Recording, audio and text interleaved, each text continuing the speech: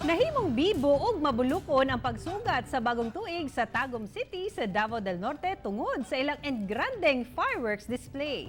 Atong sayro ng detalye sa report ni John D. Esteban. Napuno ang City Hall grounds sa Tagum City sa mga Tagumenyo ug mga bisita. Kinsa buot mo saksi sa engrandeng fireworks display.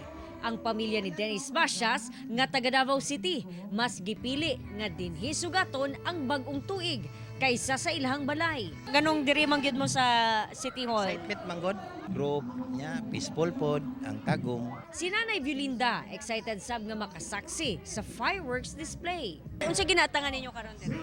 Nagtanaw may fireworks. Pero sa balay di ay Wala may fireworks dito. so diri na lang. Dire na lang. Sa dihang pagtungtong na sa alas 12.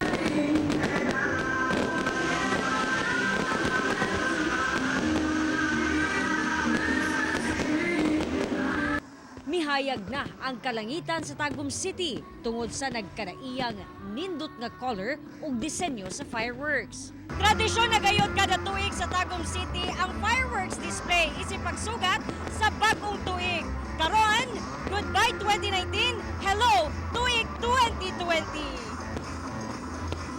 Ang mga nananaw nahingang hagayod sa ilang nakita sa kawanangan.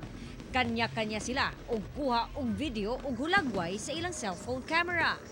500,000 pesos ang gigasto sa lokal nga pangamhanan sa 15 minutos nga fireworks display.